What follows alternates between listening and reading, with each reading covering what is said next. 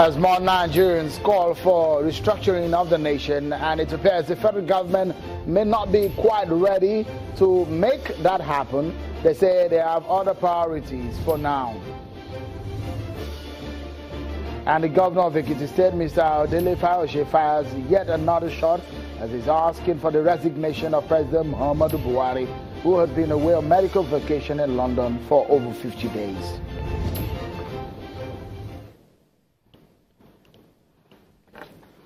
Many thanks for joining in, everyone. This is Politics Today live on Channels Television. I'm Seun Okinbaloye in Lagos. Let's begin with what has appeared to be yet another hard tackle from the governor of Ekiti State, Mr. Fayose, who has always been critical of the Buhari government from day one. This time, he has asked the president, Muhammadu Buhari, to resign. Governor Fayose insists President Buhari, who has been in London on medical vacation for more than 50 days, that he is critically ill. The governor says he is troubled that President Muhammadu Buhari is not around and that is affecting the business of governance. In a press conference today in Ado-Ekiti, Governor Fayose alleged that a certain cabal is taking over the management of the president's health, and they are preventing other Nigerians from having information on the actual health status of the president. He then called on the president to resign.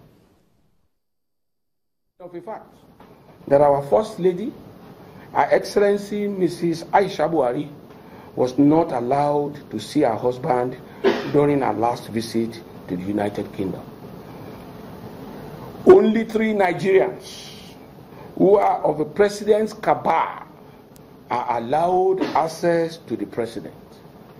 They go intermittently and keep this secret to their chest. Like every other Nigerians, I do not wish the president dead. No, far from it. I have therefore maintained dignified silence since we were told that the president embarked on his 2nd medical trip abroad this year. Our president, President Muhammadu Buhari, does not only have voice impairment, he has been on life support since June 6, 2017 at a West End London hospital. I want to say that it is time that the president throws in the towel and resign and allow this country to move forward. Governor Fayose of Ekiti State. Well, we have sought the reaction of the presidency on Mr. Fayose's statement, but they say they won't respond to the governor on the claims he has made and the call for the resignation of President Muhammadu Buhari. So then, my guest tonight on the program is a senior advocate of Nigeria and a rights activist, Mr. Mike Ozekome. He joins us from our Abuja studio. Good evening, Chief Ozekome, and welcome to the program. Is it right for a governor, to begin with, before we move into our major topic of the day, is it right for a governor of a state to be asking for the president's resignation when the president has clearly informed the National Assembly and has also transferred power to the acting president since he left over 50 days ago?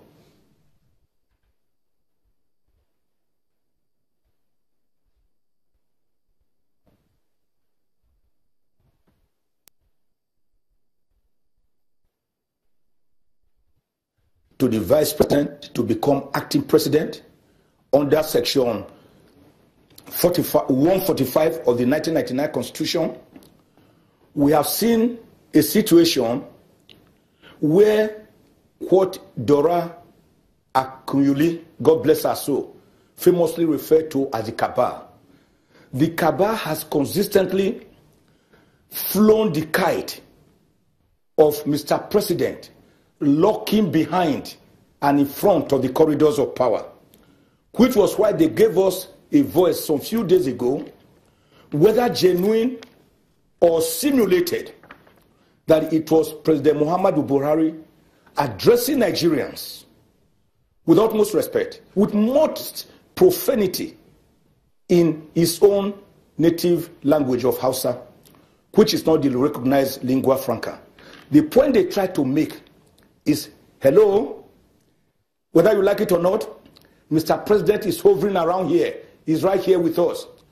That has not given the acting president, who has assumed full powers of the president, Professor Yemi Osinbajo, senior advocate of Nigeria, the capacity, the ability, the space to act, because he continues to look behind his shoulder whether they will throw in the name of the president.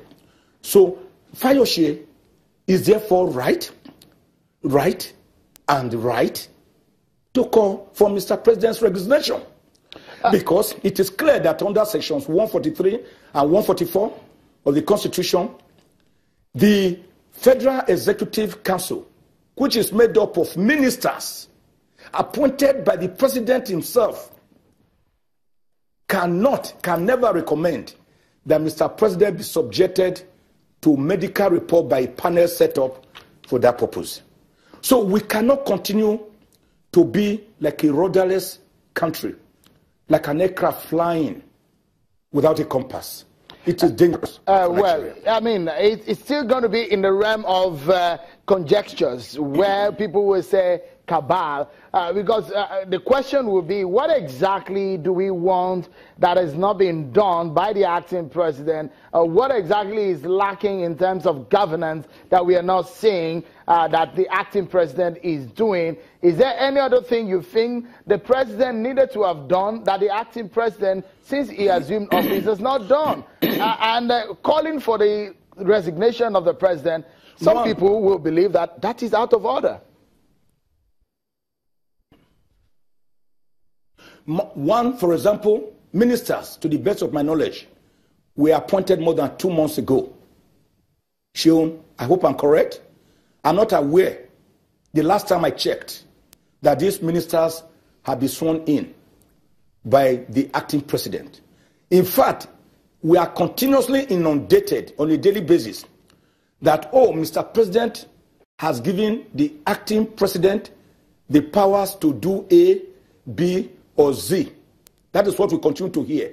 So what they are doing is a kind of psychological warfare to wear out the acting president, to remind him that he was just acting president, he was not the full president, whereas under section 145 of the Constitution, once President Buhari transferred a letter to the National Assembly that he was proceeding on leave, whether medical or otherwise, then the acting president assumed full presidential powers, including powers to declare war, including powers to engage the armed forces of the Federal Republic of Nigeria in a foreign war. Indeed, it's not just the acting president, it's also the acting commander-in-chief of the armed forces of the Federal Republic of Nigeria. And the earlier this so-called cabal that looms, that is unseen, like an apparition, like ghosts, the earlier